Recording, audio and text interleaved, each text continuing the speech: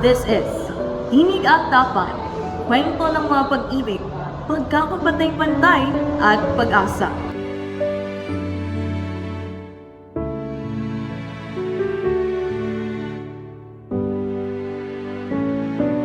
In a conservative town where men ruled every space, one woman dared to sit behind a barber's chair. Si Marilu, isang byuda, ay nagpa siyang ipagpatuloy ang barbershop ng asawa. Para sa iba, kabaliwan.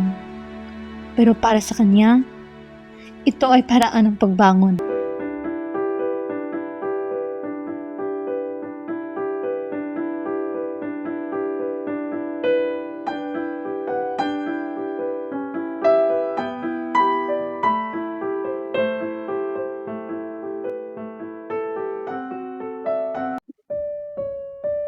In every cut and every stare, she shades away the belief that women are meant to serve, not to lead.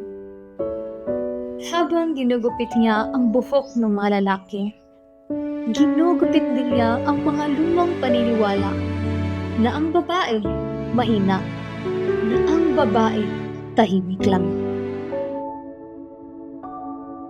In her small barbershop, Marilu proved that courage isn't defined by gender, but by heart. Meet Leia, a lover, a mother, a worker. But to society, she is also a question, a woman who dares to define her own life. Sa pelikulang Bata-Bata, Paano Ka Ginawa, ipinakita ang hirap ng isang ina sa gitna ng mga mata ng mapanghusgang lipunan. Paano nga ba maging babae sa mundong madaling humusga? Leia's story is every woman's story, balancing love, work, and motherhood, while the world tells her she can't have it all. Ang kanyang tanong na bata-bata paano ka ginawa ay hindi lang tungkol sa anak, kundi sa paggawa ng sariling pagkatao, babae, ina, at tao na may karapatang pumili. Ano nga ba ang babae? Yung sundalo na nagmamarcha. Asawa, ina at babae. Through Leia, we see a feminism that is not angry, but strong, kind, and unyielding.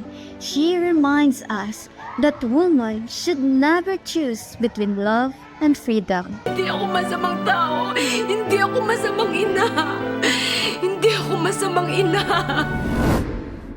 Inside the darkness of martial law, hope flickered in the form of a mother's voice. Sa pagsapit ng dilim, ako'y naghihintay pa rin sa iyong maagang pagdating. In a world ruled by fear, Liwa uses storytelling as a rebellion, a reminder that women fight not just with weapons but with wisdom and love.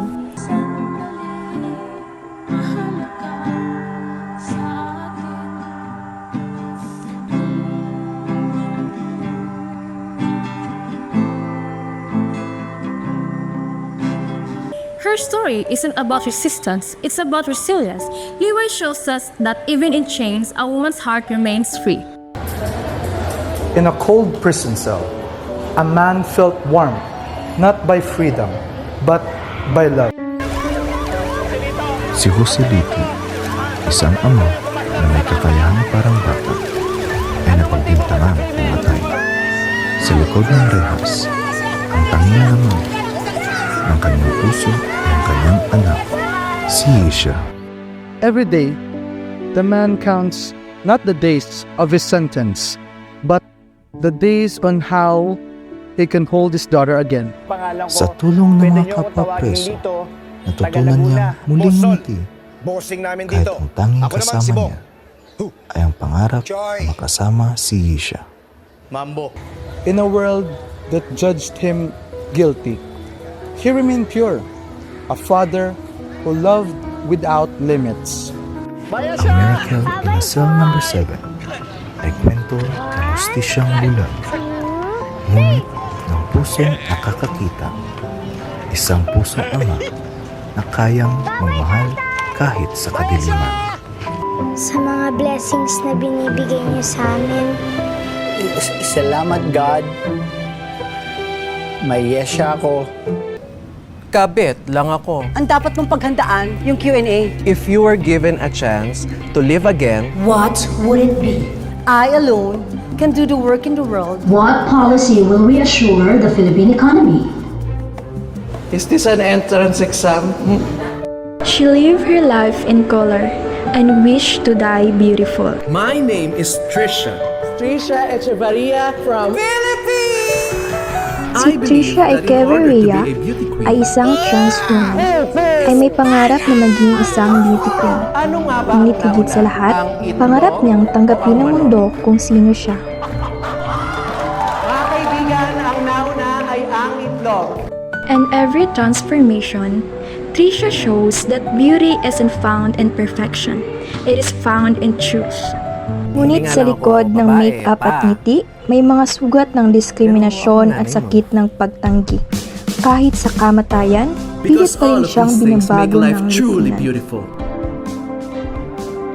When you stop and look around, you will realize that in spite of all the challenges and heartaches, life is pretty amazing. But her friends, her chosen family, fought for her final wish, to die the way she lived, beautifully and freely. Ang Die Beautiful ay kwento ng pag-ibig, pagkilala at pagtanggap. Isang paalala na ang kagandahan ay hindi kasarian, kundi ito ay katotohanan. Trisha's story reminds us that courage is the truest form of beauty. In a time when being different was seen, one man chose to love another. Si Kuring, isang bakla, ay biglang naging ama sa batang iniwan ng dating kasintaan.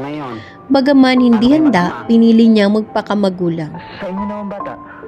Through laughter and tears, Kuring learns that fatherhood isn't about being perfect. It is about being present. Habang lumalaki ang bata, nauunawaan niyang ang pagmamahal ay hindi kailangang may level. Ang pamilya, hindi kailangang perpekto, basta puno ng pag-uunawa. Dulce's portrayal broke barriers. A gay parent who loved without fear and show us that family is built on love, not gender. Ang tatay kong nanay ay paalala na ang pagtanggap ay nagsisimula sa tahanan at ang tunay na pagmamahal ay walang hangganan. Hindi kita pinamimigay na parang puting, iniakabilin lang kita.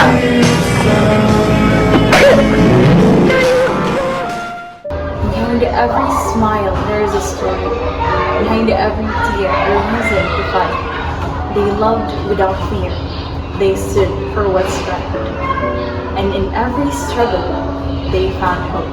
In the face of pain, they choose love. In the midst of judgment, they choose courage. Because the true strength isn't just in fighting, it is in standing proud of who you are. These are their voices, their courage. This are their tinig at tapak.